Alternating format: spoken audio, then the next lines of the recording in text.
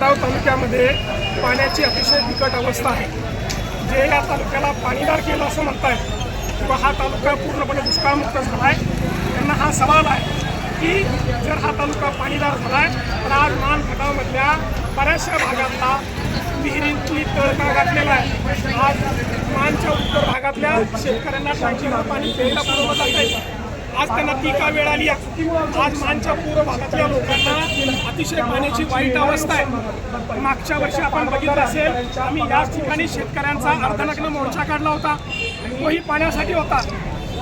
आज हा जो शेतकऱ्यांचा मोर्चा आहे हा अतिशय शांततेनं मार्गाने काढलेला, संविधानिक मार्गाने काढलेला मोर्चा। या मोर्चामध्ये व्यक्ती घोषणा दिली नाही, परंतु शेतकरी मुका नाही आहे। आम्ही घोषणा देऊ शकतो, आम्ही ओरडू शकतो, शेतकऱ्यांचा आवाज दिल्लीपर्यंत पोहोचू शकतो, इतका शेतकऱ्यांचा आवाज मोठा आहे। परंतु आम्ही शासनापर्यंत आमचं म्हणणं मांडण्यासाठी आज हा मोर्चा काढलाय। आजचा हा मोर्चा इथल्या मातीचा जो आक्रोश आहे त्या आक्रोशाचा मोर्चा आहे। जी आम्ही कष्टानं पिकं लावली ती पिकं आज करपून चालले, त्या करपून चाललेल्या पिकांचा आज हा मोर्चा आहे। शासनानं धोरण आखलं, त्या धोरणानं आमचा शेतकरी उद्ध्वस्त झालाय, शेतकरी कर्जबाजारी झालाय। त्या कर्जबाजारी शेतकऱ्यांचा आक्रोशाचा हा मोर्चा आहे। संविधानाचं 21वं कलम आम्हाला जगण्याचा अधिकार देतं, पाणी हे जीवन आहे। मग आमच्या मानच्या उत्तर भागाला आणि मानच्या पूर्व भागाला पाण्यापासून वंचित का ठेवलं जातंय? काय आम्ही पाप केलंय म्हणून आम्हाला वंचित ठेवलं जातंय? अरे संविधानाचं 14वं कलम सांगतं की कायदा पुढे सगळे समान आहेत।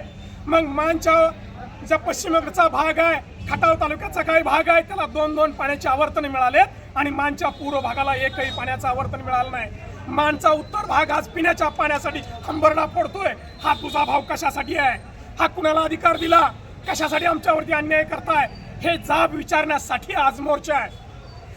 सुप्रीम कोर्टाचा एक आदेश आहे, या देशातल्या सगळ्या संसाधनावरती इथल्या प्रत्येक नागरिकाचा, प्रत्येक शेतकऱ्याचा समान अधिकार आहे आणि या संसाधनावरती लक्ष ठेवण्यासाठी, त्याचं वाटप करण्यासाठी अधिकारी असतील, प्रशासन असेल, शासन असेल, हे विश्वस्त आहे। तुम्ही मालक नाहीये, इथली जनता मालक आहे, परंतु इथले अधिकारी इतके मुजोर आहेत। अरे मी त्यांना इतके वेळा निवेदनं दिली, ईमेल पाठवले, त्यांचे उंबरे शिजवले, परंतु त्यांना दया आली नाही। आमचा भाग ज्या वेळेला पाण्यासाठी कोरडा ठेवला जातोय त्याच वेळेला एका भागात कॅनॉल पूर्णपणे अडवून, पाणी कुणाची मालकी नाही, पाणी आमच्या मालकीचं आहे, ते आम्हाला हक्कानं मिळालं पाहिजे। आम्ही भीक मागण्यासाठी या ठिकाणी आलो नाही, आम्हाला कुणाचे उपकार नको आहे, कुणाची दया नको आहे, आमचा हक्क मागण्यासाठी आम्ही आज या ठिकाणी आलेलो आहे। आणि म्हणूनच आज या ठिकाणी आपण बघत असाल, आमच्या माय भगिनी 44 टेम्परेचर असताना या मोर्चात आलेत। आमची लहान लहान लेकरं सुद्धा सोबत आहेत। आमचा शेतकरी या 44 डिग्रीच्या टेम्परेचरमध्ये रस्त्यावरती उतरलाय, त्याला रस्त्यावर उतरायला या शासनानं, प्रशासनानं भाग पाडलंय। आजचा मोर्चा याच्यासाठी आहे।